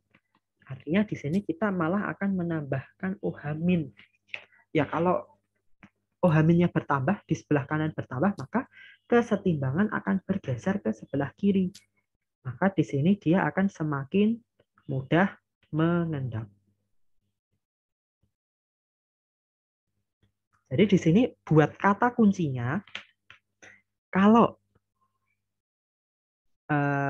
padatan asam, kalau dilarutkan dalam asam, dia akan mudah mengendap atau kelarutan menurun. Kalau ditambahkan dalam basa, kelarutannya akan naik. Begitupun sebaliknya, kalau padatan basa kita larutkan dalam asam, ya berarti kan basanya larut gitu ya dalam asam, maka kelarutannya akan bertambah. Sedangkan padatan basa kita masukkan dalam basa, maka kelarutannya akan menurun. Gitu. Oke, sampai sini lagi aman nggak kira-kira? Sip. Oke, aman ya, sip. Bagus. Nah, sekarang di sini jelaskan prinsip Le Chatelier untuk menjelaskan bagaimana menyesuaikan pH memungkinkan untuk mengontrol konsentrasi C2O42- dalam larutan asam oksalat. Oke, sebentar aku pahami dulu soalnya. Oke, jadi di sini kita punya asam oksalat H2C2O4. Kita diminta untuk mengontrol konsentrasi C2O4 2-nya. Nah, kita itu mau menjaga atau istilahnya kita itu mau mengotak-atik bagian ininya doang. Caranya gimana? Ya kita buat dulu ininya ya, apa namanya itu persamaan ionisasi, di mana karena asam oksalat ini ya H2, dia itu asam diprotik, maka ada 2 Ka ya. Ada Ka1 sama Ka2. Nah, kalau kita lihat nanti persamaan akhirnya H2C2O4 ditambah 2H2O menjadi C2O4 2- plus 2H3O+. Di mana Ka yang baru yaitu sama dengan Ka1 kali Ka2 ya karena penjumlahan. Gitu. Nah, kita susun persamaan Ka sama dengan C2O4 2- dikali H3O plus pangkat 2 dibagi H2C2O4. Nah, artinya apa di sini? Kalau kita tambahkan atau kita larutkan ini dalam apa namanya itu larutan asam, ya. Ya, jadi kan kalau Ka-nya seperti ini, kalau dilarutkan dalam asam, maka H3O plus-nya akan bertambah banyak. Ya, karena H3O plus-nya bertambah banyak nanti C2O4 2- akan semakin sedikit gitu. Tapi sebaliknya kalau kita larutkan dalam basa, berarti di sini nanti OH- akan bereaksi dengan H3O+. Ya, maka di sini nanti kesetimbangannya akan bergeser ke arah sini, ke kanan gitu. Maka di sini C2O4 2- akan bertambah. Ya, ini mungkin sebagai contoh latihan apa soal konsepnya seperti itu. Oke, mungkin kita lanjutin aja ke bagian kelarutan oksida logam. Nah, sekarang kita akan membahas kalau zat padatannya itu kan tadi kan berbicara garam-garam terus ya. Nah, sekarang itu kita akan berbicara tentang oksida logam. Oksida logam berarti di sini ada metalnya, ada ion O2-nya. Ya, ciri-cirinya ada O2- kalau oksida. Ya, contohnya bisa FeO, bisa Fe2O3 ya, atau bisa apa lagi? CaO, MgO gitu ya. belakang-belakangnya O. Nah, kita akan berbicara tentang padatan itu. Gitu. Ya, dimana di sini bila padatan oksida logam dilarutkan ke dalam air, ya kita berbicara lagi tentang pelarut air, ya maka di sini setelah dia terionisasi, O2 minus itu langsung bereaksi lagi dengan air, menghasilkan ion OH min. Nah, jadi di sini kita akan punya 2 step reaksi. Ya, contohnya di sini Ag2O. Oke, mungkin di sini ya sebagai latar belakang kenapa tadi O2 min langsung bereaksi dengan air?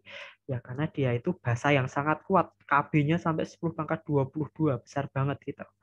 Sehingga tidak ditemukan dalam keadaan bebas di dalam air. Jadi kita itu nggak mungkin dapat O2 minus di dalam air. Nah, mungkin buat apa? Visualisasinya seperti ini.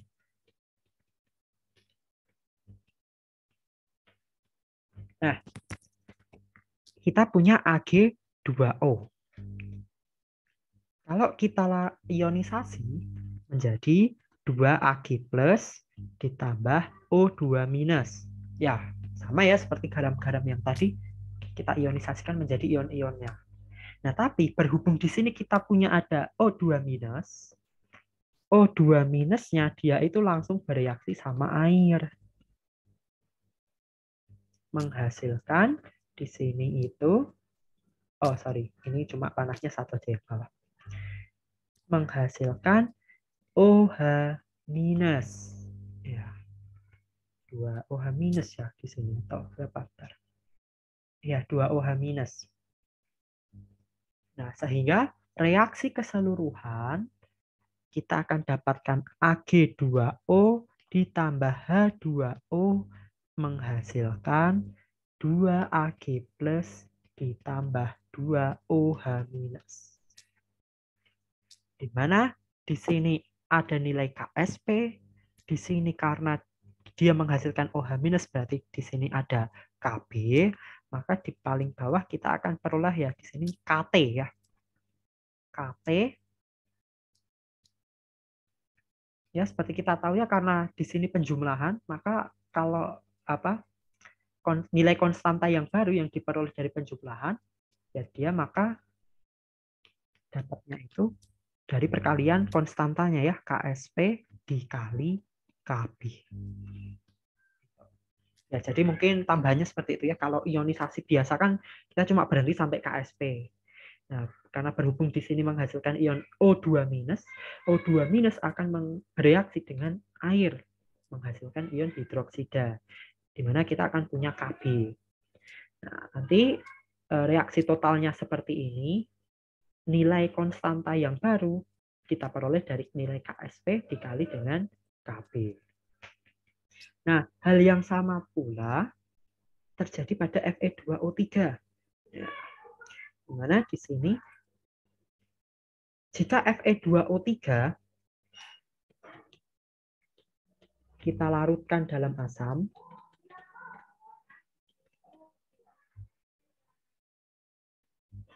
ya, nanti ion O2 minusnya juga akan langsung bereaksi dengan asamnya gitu. Oke, jadi kalau kita kerjakan ya Fe2O3, kita ionisasi biasa kan jadi 2Fe3 plus ditambah 3O2 minus. Ya, berhubung ada O2 minus di sini ya, 3O2 minus ditambah H plus ya. Kita di sini akan menghasilkan H2O. Ya, kita setarakan ya di sini 3 berarti di sini 6. Akhirnya nanti di akhir kita akan peroleh persamaan seperti ini.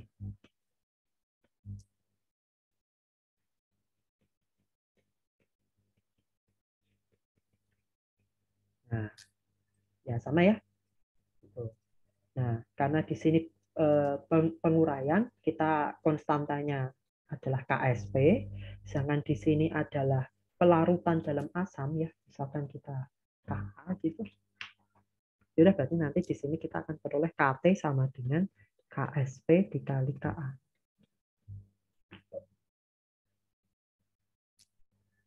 Oke, sampai situ dulu aman nggak dari Iren? Aman. Aman. Oke ya. Oke, berikutnya mengenai sulfida logam. Ya, sama seperti oksida tadi ya, nanti dalam sulfida logam, dia itu juga akan bereaksi lagi gitu dengan air. Nah, mungkin buat pendahuluan di sini, ya sebagian besar sulfida itu nggak bisa larut dalam air. Ya, kecuali kationnya berasal dari golongan alkali. Alkali itu 1A, berarti kalau garamnya itu K2S, Li2. Sebentar. Iya benar, Li2S, Na2S, nah gitu-gitu tuh bisa larut. Nah kalau kationnya Cu, Cd, As, ya Sn atau yang lain gitu selain dari golongan alkali dia itu nggak bisa larut. Nah tapi ternyata di sini uniknya meskipun dia itu tidak larut, nah sulfida itu berbeda warna gitu, berbeda warna satu sama lain gitu. Artinya di sini kita itu bisa memudahkan untuk analisis kualitatif gitu. Itu mungkin sekedar pendahuluannya. Nah, sama seperti tadi, di sini ion sulfida S2- itu juga sangat basa. Artinya nanti dia itu bereaksi dengan air membentuk ya ion OH-. Nah, mungkin contohnya di sini ya ada Ag2S.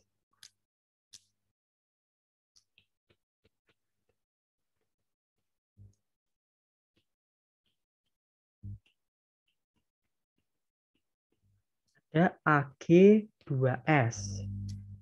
Ya, kalau kita larutkan biasa kan ini ya 2Ag plus ditambah S2-. Nah, tapi karena di sini ada S2- ya, dia itu sifatnya basa. Kita larutkan dalam air menghasilkan OH- ditambah HS-. Ya, ini tinggal disetarain aja gitu. Nah, di sini kita punya KSP, di sini ada OH-, kita punya Kb. Kita totalkan reaksinya menjadi Ag2S ditambah H2O menghasilkan 2Ag plus ditambah OH- ditambah HS-. Ya, kalau di sini kita punya Kt lagi, di mana Kt sama dengan KSP dikali Kb. Atau kalau kita nyatakan dalam ini ya hukum kesetimbangan, Ag plus kuadrat konsentrasi OH- konsentrasi HS-. Seperti itu. Ya, sama seperti ini ya. Ag plus pangkat 2, OH- HS-. Gitu. Nah, ini untuk yang sulfida. Ya, sama aja sebenarnya. Oke. Nah, karena tadi ya antara oksida sama sulfida, O2- sama S2- ya, dia itu sama-sama bisa dilarutkan dalam air dan juga dalam garam. Dalam asam. Di mana di sini kelarutan sulfida logam garam basa dapat ditingkatkan dengan penambahan asam ya. Contohnya di sini ZNS. ZNS kalau kita reaksikan biasa kan menjadi Zn2 plus ditambah S2-. Ya KSP kan, pelarutan biasa. Nah, kemudian di sini karena S2- dia itu bersifat basa, ya basa kalau kemasukan asam kan jadi larut ya. Jadi HS-. Ya, ini kita konsep lagi nilainya itu 1/Ka2. HS- karena dia bereaksi dalam asam, ya dia akan terjadi ionisasi lagi ya. Di sini HS- ditambah H+ menghasilkan H2S ya 1/Ka1. Nanti di akhir kita dapatkan reaksinya ZNS dilarutkan dalam asam. Ya, kalau bedanya sama yang ini tadi kan Ag2S dilarutkan dalam air. Ini Fe2O3 dilarutkan dalam asam. Ini Ag2O dilarutkan dalam air lagi ya. Ini ZNS dilarutkan dalam asam menghasilkan ion Zn2+ dan H2S. Di mana kita dapatkan konstanta baru, ya sebenarnya ini penamaan konstanta bebas saja sih. Di sini dinamakan sebagai K-spa. Nah, berarti di sini kita asumsikan atau kita simpulkan bahwa K-spa sama dengan, ya ini kan penjumlahan reaksi ini ya, berarti nilai konstanta itu dikalikan. KSP dikali 1/Ka2 dikali 1/Ka1. Ya, sama dengan KSP per Ka1 dikali Ka2. Nah, ini K-spa dari ZNS. Gitu.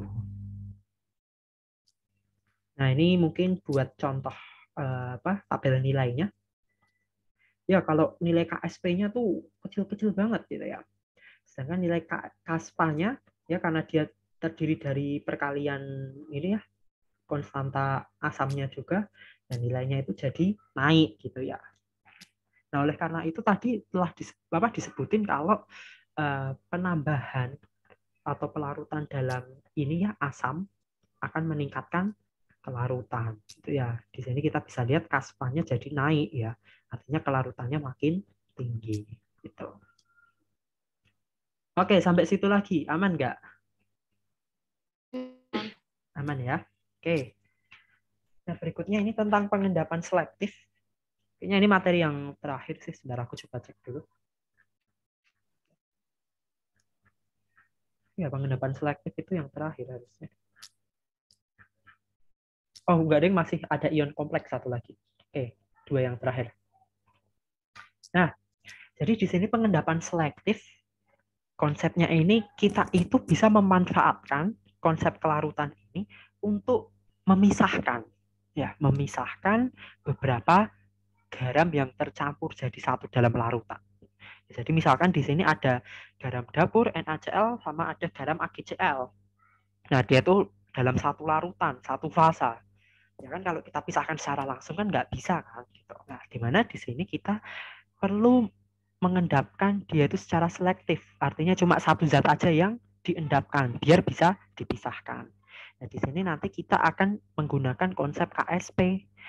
Nah, di mana nanti kita juga bisa mengaturnya dalam ion senama atau dalam itu pH. Ya, kita bisa mengatur ion senamanya atau mengatur pH-nya. Tuh kata kuncinya. Nah, oke, mungkin buat lebih jelasnya, contohnya langsung seperti ini. Oke, jika ke dalam larutan yang mengandung Cl- segitu dan I- segitu, ditambahkan AgNO3, apakah kedua larutan itu bisa diendapkan secara selektif? Ya. Oke. Nah, jadi di sini analisisnya untuk memeriksa apakah pengendapan selektif dapat berlangsung, kita lihat dulu KSP, AgCl, dan AgI ya. Nah, ingat lagi karena di sini AgCl ada ionisasinya menghasilkan 2 ion, dan AgI di sini juga menghasilkan 2 ion, maka kelarutan bisa ditentukan atau dibandingkan langsung dengan melihat KSP-nya. Nah, oke. Di sini ternyata nilai KSP AgCl itu jauh lebih besar ya dari nilai KSP-nya AgI. Nah, kalau KSP AgCl-nya itu lebih besar, berarti kan dia itu apa? Sulit mengendap kan? Sulit mengendap. Nah, berarti di sini kebalikannya AgI itu mudah mengendap. Nah, artinya nanti dalam memisahkan kedua larutan ini, ya, memisahkan kedua zat ini dalam larutan yang sama, nah berarti di sini AgI ini akan mengendap duluan, ya, AgI mengendap duluan. Nah, nanti kita ambil AgI-nya, baru nanti AgCl kita endapkan. Gitu. Ya urutannya dari KSP yang paling kecil dulu gitu. Karena kelarutannya paling kecil atau mudah mengendap. Gitu. Nah, itu untuk dasar pengendapan selektifnya. Nah, mungkin di sini buat contoh perhitungannya ya. Masih soal yang tadi ya. ion Cl- sama I- dicampur jadi satu. Nah, kita memisahkannya itu pakai larutan AgNO3. Nah, karena nanti Cl- bereaksi dengan Ag menjadi ini ya AgCl, dan I- bereaksi dengan Ag+ menghasilkan AgI. Oke. Nah, karena tadi kan udah di-spoil duluan ya, AgCl itu mengendapnya terakhir, AgI itu mengendap duluan. Nah, sekarang kita akan mencoba menghitung sebenarnya berapa sih nilai kelarutan dari AgCl ini. Oke, AgCl itu kan sama dengan Ag+ ditambah Cl-. Ya, KSP sama dengan Ag+ dikali Cl- ya. KSP-nya sudah diketahui di sini. 1,8 kali 10 pangkat minus 10. Ya, sama dengan Ag+ dikali 0,1. 0,1 dapatnya dari sini. Ya, Cl- 0,1 molar. Dihitung dapatnya segini. 1,8 kali 10 pangkat min 9 molar. Artinya apa di sini? Selama Ag plusnya itu masih di bawah nilai ini, masih belum ada endapan. Nah, sebaliknya, kalau kita nyatakan ini dalam I- ya, hitung I- ketika AgCl mulai terbentuk ya. Jadi tadi kan ini ya, AgI mengendap duluan. Karena ketambahan Ag+. Ya, Ag+ semakin tambah, semakin tambah, semakin tambah. Nah, sampai I-nya itu sampai Ag+-nya itu mencapai batas untuk mengendapkan AgCl. Nah, karena kita tahu bahwa di sini AgI itu tidak bisa mengendap secara sempurna, artinya masih ada I- yang tersisa. Nah, kita mau lihat sebenarnya masih sisa berapa sih di dalam larutan, kan kita tidak bisa memisahkan secara sempurna gitu. Ya, di sini kita cermati AgI sama dengan ini ya persamaannya. KSP-nya Ag+ dikali I-. Ya, KSP-nya kita dapat di data 8,5 kali 10 pangkat min 17. Ag+-nya kita dapat dari sini. Ya, saat AgCl mulai mengendap untuk pertama kalinya. Ya, berarti di sini kita dapat I-nya itu 4,7 kali 10 pangkat min 8 molar. Ya udah kecil banget ya di sini. Dari tadi yang mula-mula 0,1 molar, ya karena dia udah terendapkan dalam bentuk AgI, sisanya cuma tinggal segini. Ya, atau kalau kita hitung di sini itu udah mengendap sebesar 99, sekian persen itu ya sudah terjadi pemisahan. Gitu. Oke. Oke, sampai situ aman nggak? Aman. Aman ya. Oke, jadi konsepnya itu aja, lihat KSP-nya kalau udah udah sama ionnya. Oke.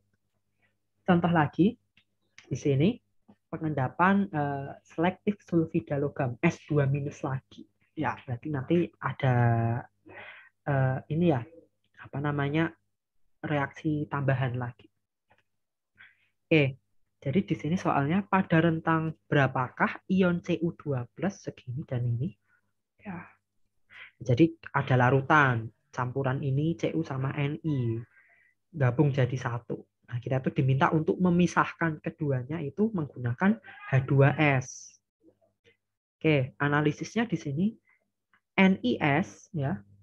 Karena di sini ya Cu2+ bereaksi dengan S2- ya, nanti kan menjadi CuS, dan Ni2+ ditambah S2- akan bereaksi menjadi NiS. Berarti nanti endapannya itu ada CuS sama NiS. Nah, karena di sini NiS memiliki kaspa lebih besar dari CuS, ya otomatis berarti NiS-nya akan sulit mengendap. NiS akan sulit mengendap. Jadi nanti yang mengendap duluan itu CuS, baru NiS. Nah, sekarang kita hitung dulu berapa sih nilai paling kecil agar kita itu bisa mengendapkan NiS. Ya, kita tinjau dari kaspanya ya. Oke, kita tahu bahwa NiS ditambah, ini dalam asam ya. Oke, berarti di sini dalam H+ dilarutkan dalam asam menghasilkan Ni2+ ditambah H2S. Jadi di sini Kaspa sama dengan konsentrasi Ni2+ dikali konsentrasi H2S dibagi konsentrasi H+ pangkat 2. Ya, kita masukkan nilai-nilainya. Ni2+ 0,01, H2S 0,1. H+-nya kita malah belum tahu. Ya, di mana Kaspa itu nilainya di sini 40. Ya, tinggi banget ya. 40. Ya, kita hitung. Nanti kita dapatkan H+-nya itu 5 kali 10 pangkat min 3 molar. Artinya apa di sini? Saat H+-nya 5 kali 10 pangkat min 3 molar, NiS yang notabene dia itu paling susah larutnya dibandingkan CuS. Nah, NiS ini pertama kali akan mulai mengendap. Gitu. Nah, sekarang kita cek ya. Sebenarnya apa namanya itu? Sebentar, di sini itu H+ ya kita hitung untuk ini ya CuS ya.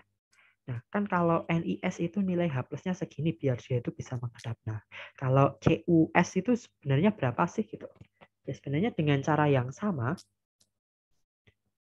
CuS ditambah H+ ya karena dia dilarutkan dalam asam menghasilkan Cu2+ ditambah ya di sini H2S. Ya. Oke, berarti di sini nanti Kaspa itu sama dengan Cu2+ H2S H+². Nah, sama dengan dalam data diketahui Kaspanya itu 6 kali 10 pangkat min 16. Nah, artinya apa? Nanti kalau kita hitung-hitung itu, nilai H+-nya itu sama dengan 10 pangkat minus 6 molar. Sebentar. CuS.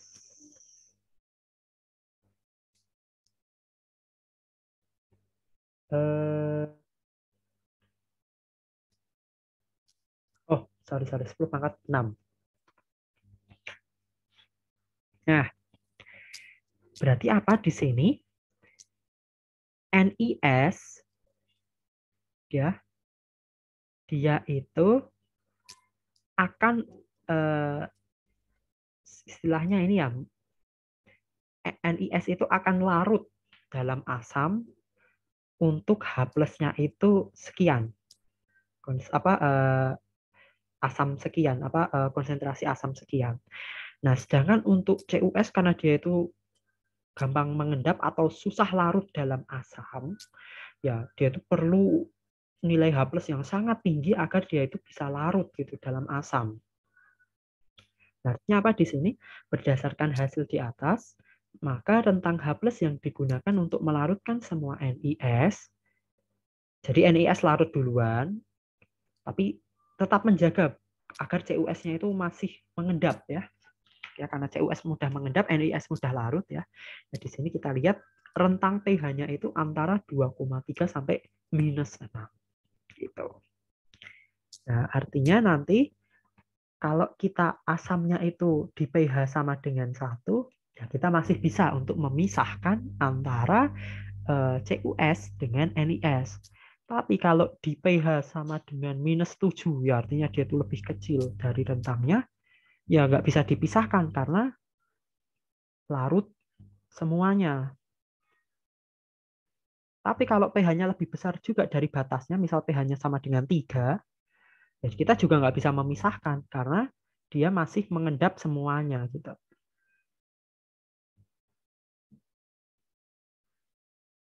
Ya, contohnya seperti itu.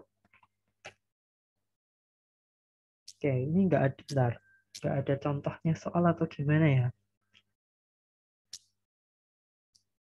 Oke, mungkin ini dulu deh dasar-dasarnya dulu. Oke, itu untuk sulfida ya dalam asam. Nah, sekarang untuk karbonat. Karbonat itu CO3 2-. Ya. Dimana di sini apakah ada apa namanya untuk ion Mg2+ sama Sr2+ itu bisa dipisahkan secara selektif menggunakan ion karbonat gitu. Nah, kalau kita lihat KSP-nya itu seperti ini. Ya, MgCO3, SrCO3 ya, ionnya udah sama jumlahnya. Nah, KSP-nya itu masih besar yang MgCO3. Artinya MgCO3 itu akan sulit untuk larut atau dia itu akan sulit untuk mengendap, sorry. Sulit untuk mengendap. Artinya nanti yang mengendap duluan itu yang SrCO3 baru MgCO3 gitu. Nah, di sini kita akan mencoba untuk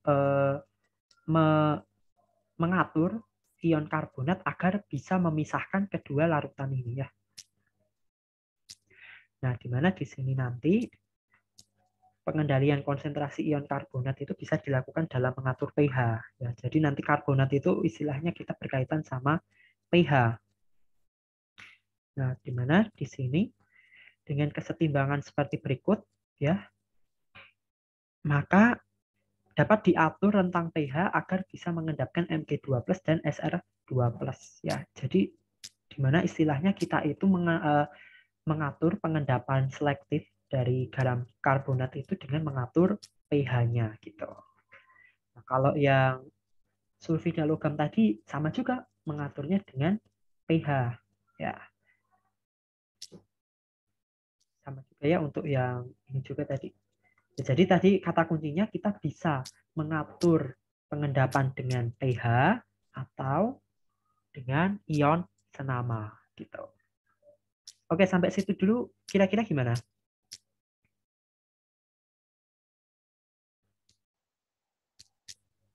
Masih aman, Ki. Masih aman ya? Oke, sebentar. Masih jauh ya sampai sini.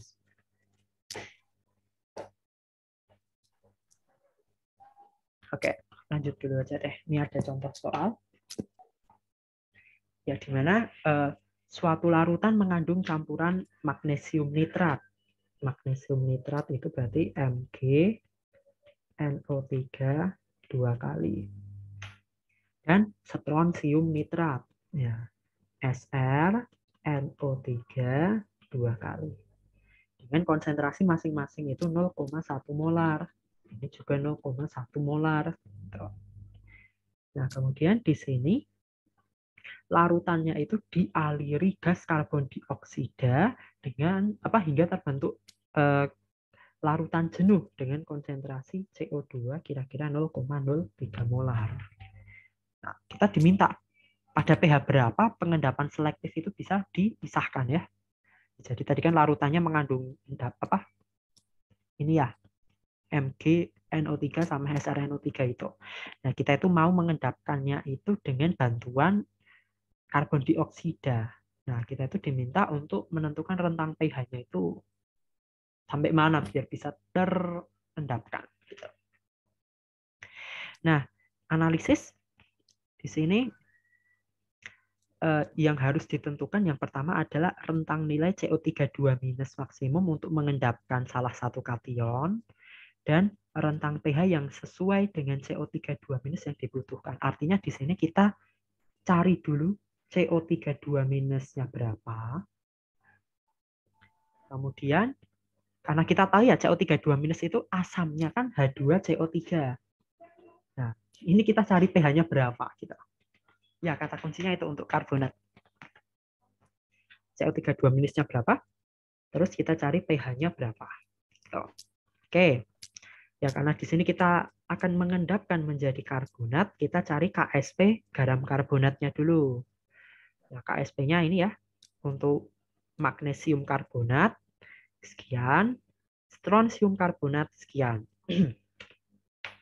Oke, karena di sini kita lihat ya, untuk MgCO3 itu nilainya lebih besar, ya maka di sini dia akan mengendap terakhir. Ya, maka di sini SrCO3 yang akan mengendap duluan. gitu. Nah, kemudian di sini nilai Ka gabungan H2CO3 ya. H2CO3 itu kan kalau apa namanya? Diionisasi kan menjadi ini kan apa ini? H3O plus ditambah CO3 2 minus. Nah, ini kalau dibentuk Ka yang total, yang gabungan kan ini kan karena di asam diprotik kan ada Ka1 sama Ka2. Nah, tapi di sini kita udah dapat datanya secara langsung, Ka-nya doang. Yaitu nilainya 2,4 kali 10 pangkat min 17. Oke, intinya kita gabungkan dulu data-datanya, kita himpun dulu data-datanya. Nah, sekarang langkah pertama kita hitung dulu konsentrasi CO3 2 minus. Ya, di mana di sini cara menghitungnya ya karena tadi ya KSP untuk MgCO3 kan Mg2 plus ditambah CO3 2 minus ya berarti KSP sama dengan Mg2 plus CO3 2 minus. Ya artinya di sini konsentrasi CO3 2 minus itu sama dengan KSP dibagi Mg2 plus. Nah, KSP-nya kita udah dapat 6,8 kali 10 pangkat min 8. Mg2 plus-nya udah diketahui di soal ya tadi 0,1 molar. Ya kita dapatkan nilainya itu 6,8 kali 10 pangkat min 7. Nah, itu untuk yang magnesium, sekarang yang strontium. SrCO3 menjadi Sr2 plus ditambah CO3 2 minus. KSP sama dengan Sr2 plus CO3 2 minus. Ya, maka kita dapat CO3 2 minusnya itu dari nilai KSP-nya dibagi konsentrasi Sr2 plus. Ya udah kita masukin angka-angkanya, nah kita dapatkan itu nilainya 5,6 kali 10 pangkat min 9 molar. Ya benar kan? Strontium akan terendapkan duluan ya, baru magnesiumnya gitu. Nah kita udah dapat nih batas-batasnya. Nah jadi artinya untuk mengendapkan strontium ya kita itu perlu minimal segini CO3 2 minusnya. Sedangkan untuk MgCO3 kalau kita mau mengendapkan minimal kita harus punya segini. Oke, mungkin ya terlalu ribet ya kalau kita lihat. Mungkin aku pindah ke sini aja deh.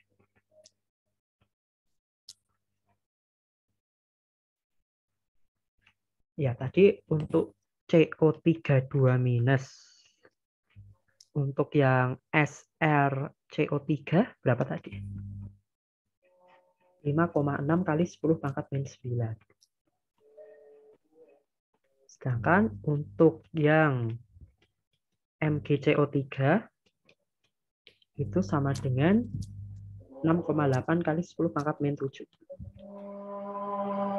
Nah, sekarang di sini kita cari nilai pH-nya. Cari nilai pH-nya ya. Batas pH-nya agar bisa terpisahkan. Ya, berarti kan kata kuncinya kita itu pakai H2CO3. Ya. Oke, karena di sini dia itu kan jadi 2H plus ditambah CO3 2 minus ya. Ya, berarti di sini 5,6 kali 10 pangkat min 9 ya. Jadi di sini untuk yang 2H plusnya kan 2 kali lipatnya, berarti jadi 11,2 kali 10 pangkat min 9. Artinya di sini untuk yang SrCO3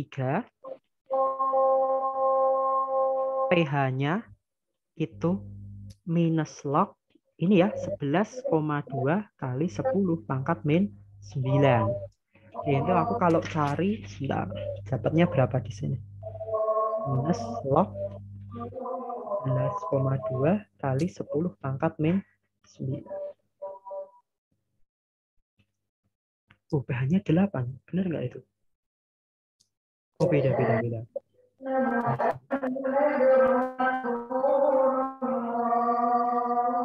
Oh, sebentar. Ada salah.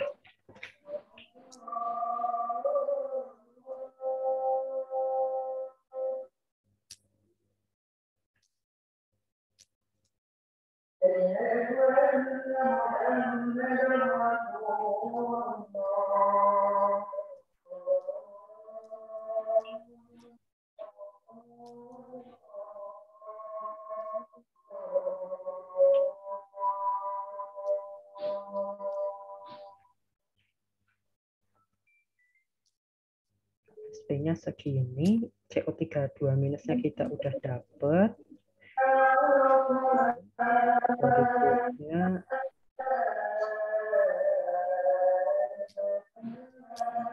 kita kan harus cari yang asamnya ya. Oh, aku membuat kesalahan. Sebentar. Nggak seperti itu caranya. Sebentar.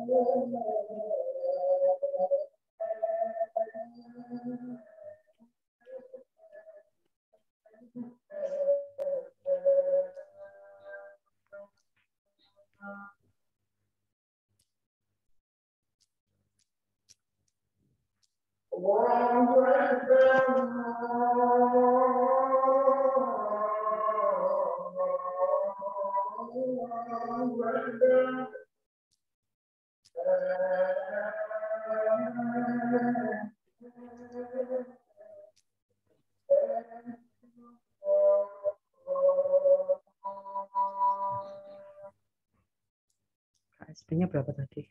KA 2,4 kali 10 17.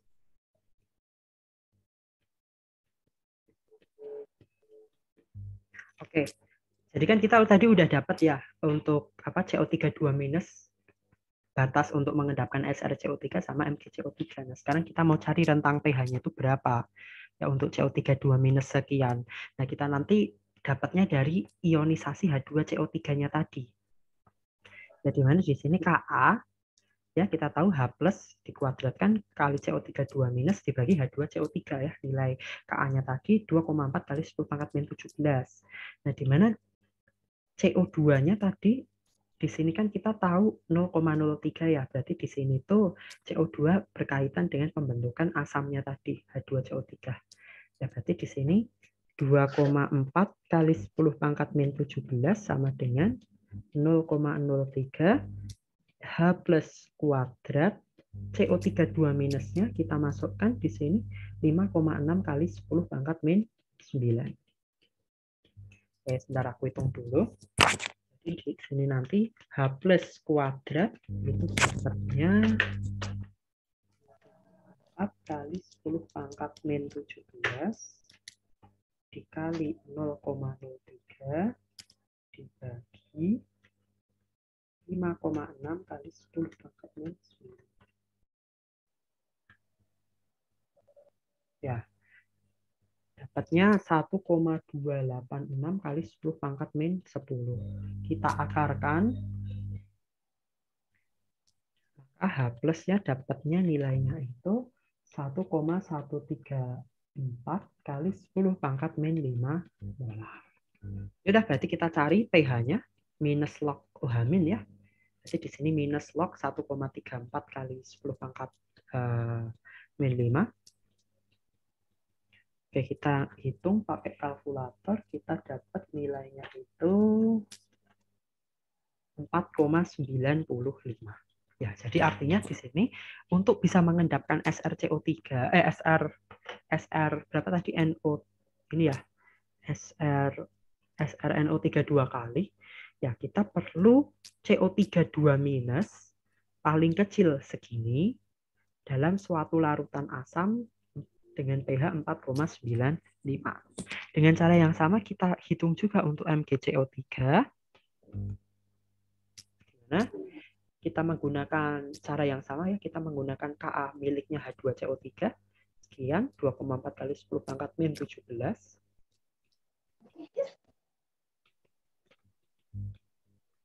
H plus kuadrat dikali konsentrasi CO3 2 minus 6,8 kali 10 pangkat min 7. Di bawahnya juga 0,03. Oke, nanti kita akan dapat H plus kuadrat itu 2,4 kali 10 pangkat min 17 dikali 0,03 dibagi 6,8 kali 10 pangkat min 7.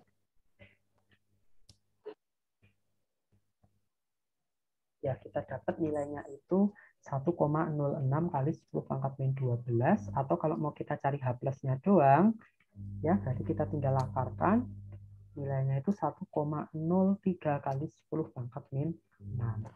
Ya, kita cari pH-nya, itu min log H plus, pakai kalkulator, nanti kita dapat nilainya itu ya sekitar 5,9, ini ya, berapa tadi kalau di sini? 5,97 sama. Ya, artinya di sini ya strontium kita endapkan dulu 4,95 baru di sini MgCO3-nya gitu. Oke, mungkin seperti itu. Oke, sampai situ dulu aman nggak?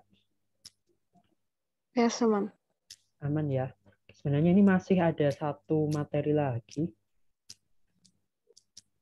Cuma kayaknya ini waktunya udah ini ya.